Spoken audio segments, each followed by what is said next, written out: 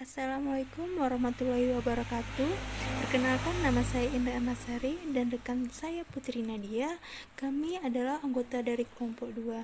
Sebelumnya saya ingin berterima kasih kepada Bapak Ibu dosen yang mengajar di mata kuliah Seminar Akuntansi Keuangan yang telah menugaskan kepada kami untuk membuat video mengenai review kami tentang artikel yang berjudul Earning Performance and Discretionary Disclosure yang diteliti oleh Gregory S. Miller pada tahun 2002 yang diterbitkan di Journal of Accounting Research volume 40 nomor 1, di mana latar belakang dari artikel ini adalah pengaruh kinerja perusahaan pada pengungkapan merupakan masalah mendasar dalam literatur pengungkapan discretionary, di mana kinerja ini termasuk dalam sebagian besar studi pengungkapan yang digunakan baik sebagai variabel interest maupun sebagai variabel kontrol.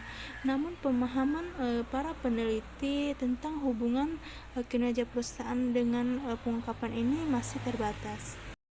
Tujuan dari paper ini adalah untuk menyelidiki secara langsung hubungan antara kinerja perusahaan dengan pengungkapan, di mana peneliti memeriksa berbagai pengungkapan yang dilakukan oleh perusahaan dengan meningkatkan kinerja laba secara berkelanjutan.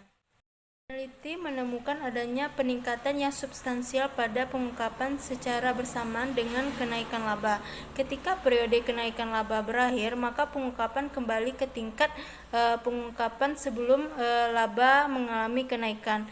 Menariknya, perusahaan dengan kinerja yang baik atau kuat menyediakan tingkat yang sama dari total pengungkapan dan ramalan dengan mengabaikan kinerja masa depan.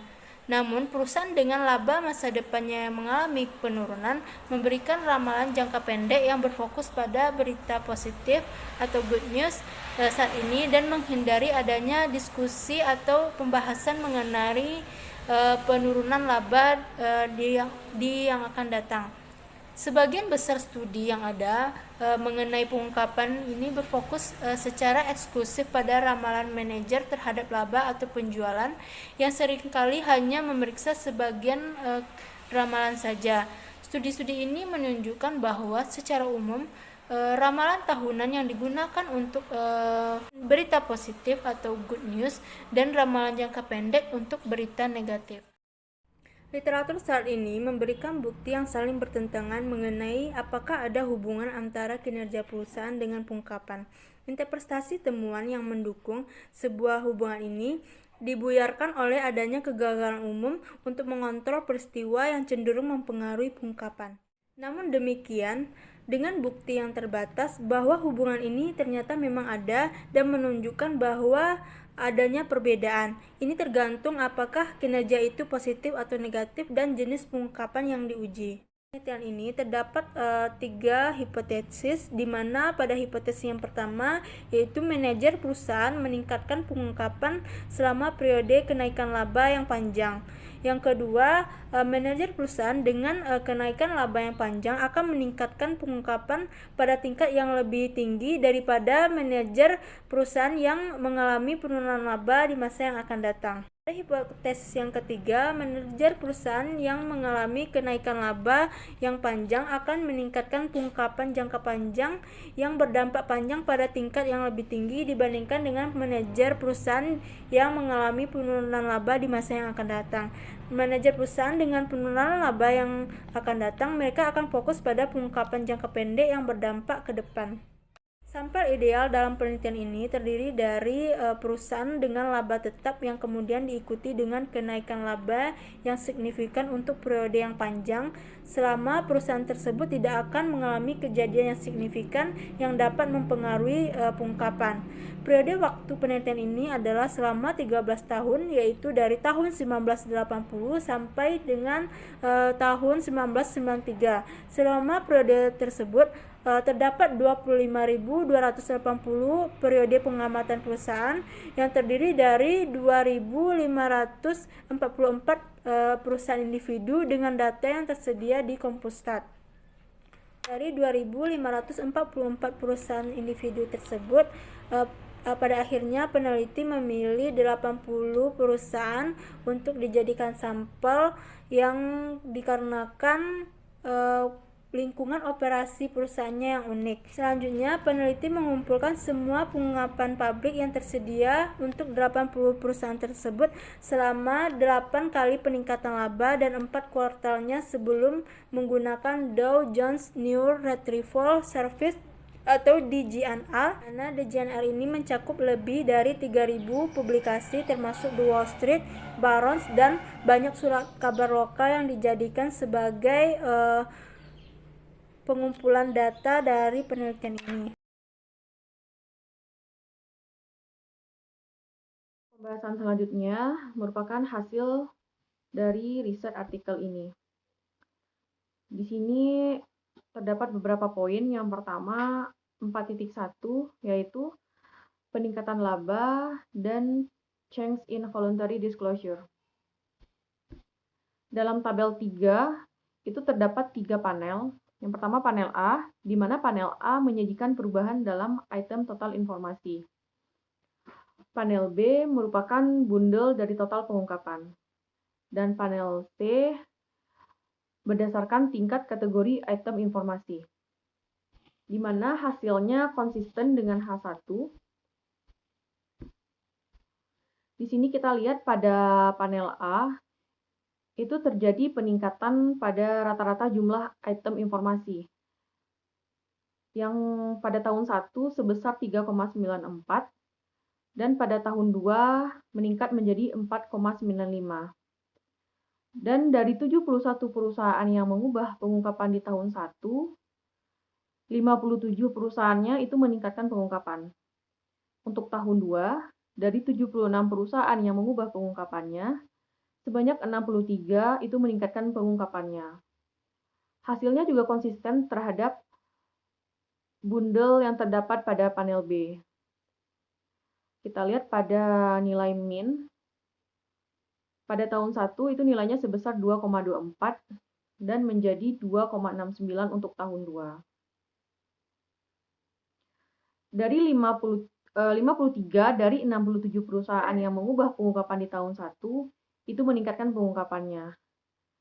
Dan 57 perusahaan dari 73 perusahaan yang mengubah pengungkapan di tahun 2 itu meningkatkan pengungkapannya. Tabel 4 ini menunjukkan terjadinya penurunan total pengungkapan dan pengungkapan informasi perusahaan yang dimasukkan ke dalam 6 kategori dalam 5 tahun. Di sini terjadi peningkatan pengungkapan selama tahun 1 dan tahun 2 yang nilainya cukup signifikan. Total pengungkapan secara signifikan lebih rendah terjadi pada tahun 3 dan tahun 4 dibandingkan dengan tahun 2, di mana tahun 2 merupakan periode kinerja pendapatan tertinggi. 4.2 Rekonsiliasi to prior literatur. Kasnick dan Lev pada tahun 1995 itu menguji rentang lengkap tentang pengungkapan, tetapi mereka membatasi jangka waktu pemeriksaan hingga 60 hari sebelum pengumuman laba. Mereka menemukan bahwa 9,4% perusahaan dengan berita baik terkait laba itu memberikan perkiraan penjualan atau penghasilan, dan 43,4% menyediakan perkiraan penjualan atau laba atau informasi operasi lainnya. Di sini peneliti meniru metodologi mereka dengan memeriksa pengungkapan yang disediakan dalam 60 hari sebelum pengumuman laba terkait dengan kenaikan laba pertama, yaitu laba untuk kuartal 1 tahun, di mana peneliti menemukan bahwa 8,8% dari perusahaan yang diteliti memberikan perkiraan penjualan dan 47,5%-nya memberikan ramalan atau informasi operasi lainnya. Sampel ini mampu menjelaskan besarnya pengungkapan yang didokumentasikan dengan jelas. Selanjutnya, 4.3 Reaksi pasar terhadap pengungkapan. Fokus utama dari makalah ini adalah pilihan terkait dengan pengungkapan. Namun, penelitian dari perilaku pengembalian itu memberikan analisis yang lebih lengkap dari fenomena ini. Banyak item pengungkapan dalam penelitian ini digabungkan dengan item lainnya, yang membuatnya sulit untuk menentukan item mana yang bereaksi di pasar saham, dan membatasi kemampuan peneliti untuk melakukan studi acara untuk pengungkapan tipe tertentu. Karena penelitian ini berfokus pada pengungkapan dan kinerja laba, item-item informasi yang terkait dengan kinerja itu menunjukkan bahwa pengungkapan ditangkap dalam penelitian ini memiliki konten informasi dan didominasi oleh berita baik. 4.4 Pilihan pengungkapan dan kinerja perusahaan di masa depan. Bagian ini membahas apakah pilihan pengungkapan selama tahun kedua dari peningkatan laba berbeda berdasarkan kinerja perusahaan terhadap 2 tahun berikutnya. Peneliti menguji hipotesis ini dengan membagi perusahaan berdasarkan kinerja laba mereka selama 2 tahun berikutnya. Hasilnya, H2 mengasumsikan bahwa manajer memperlakukan semua pengungkapan dengan cara yang sama. Ada kemungkinan bahwa para manajer secara strategis memfokuskan pengungkapan pada formasi berita baik, sambil menghindari diskusi tentang berita buruk. Berdasarkan hal tersebut, H3 memprediksi bahwa manajer dengan kinerja laba yang kuat tentang penghasilan yang akan datang menolak fokus pada ramalan jangka pendek. Mereka menyoroti kabar baik saat ini sambil menghindari diskusi tentang kinerja jangka panjang yang lebih lemah. Secara keseluruhan, analisis ini menyatakan bahwa pasar mengharapkan perusahaan-perusahaan ini untuk melanjutkan kinerja laba yang baik, dan tidak sepenuhnya menyesuaikan harapan ini sampai penghasilan penurunan dilaporkan secara resmi. 5. Peneliti melakukan tes perubahan rata-rata dalam pengungkapan sebanyak 4 kali. Masing-masing perusahaan itu tidak termasuk perusahaan dengan masalah saham, masalah utang, dan akuisisi. Perubahan tidak dilaporkan dalam tabel.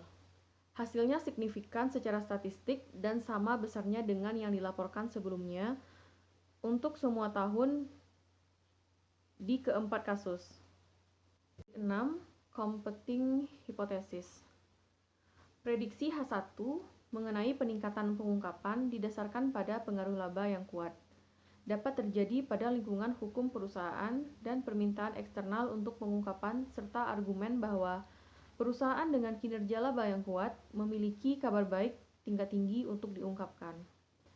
Namun demikian, kemungkinan bahwa laba yang kuat didorong oleh banyak peristiwa yang mendasarinya. Jika manajemen hanya mengungkapkan peristiwa yang layak diberitakan, tanpa peduli apakah berita baik atau buruk, maka perusahaan dengan laba yang kuat akan melakukannya dengan menunjukkan peningkatan pengungkapan. Kesimpulan dari artikel ini adalah makalah ini berkontribusi pada literatur pengungkapan dengan memeriksa semua pengungkapan sukarela untuk 80 perusahaan yang menjalani perpanjangan periode perubahan laba. Perusahaan mengalami 8 kuartal yang berdekatan dengan laba yang meningkat secara langsung, dan beberapa pengalaman penghasilan yang menurun setelah 2 tahun peningkatan laba. Perusahaan dengan laba yang menurun itu cenderung memberikan perkiraan jangka pendek, sedangkan perusahaan dengan laba yang meningkat cenderung memberikan ramalan yang bersifat jangka panjang. Secara keseluruhan, temuan dari penelitian ini mendokumentasikan hubungan yang kuat antara kinerja laba dan pengungkapan yang mempengaruhi kuantitas, tempat, dan jenis pengungkapan oleh perusahaan. Temuan ini berkontribusi pada pengungkapan literatur dengan memberikan gambaran yang lengkap tentang pengaruh kinerja laba terhadap pengungkapan. Untuk rekomendasi penelitian di masa depan terkait pengungkapan, peneliti merekomendasikan untuk melakukan penentu subset pengungkapan atau efek dari peristiwa besar pada perusahaan seperti akuisisi. Peneliti harus mempertimbangkan pengaruh akuisisi ini saat mendesain, menguji dan menafsirkan hasilnya. Individu yang berusaha mengembangkan harapan kinerja masa depan perusahaan mungkin juga akan mendapatkan manfaat dengan mempertimbangkan pilihan pengungkapan yang didokumentasikan dalam makalah ini. Sekian penjelasan kami terkait artikel pengungkapan. Untuk teman-teman yang ingin memberikan pertanyaan atau pendapatnya, bisa kita lanjutkan di forum diskusi. Assalamualaikum warahmatullahi wabarakatuh.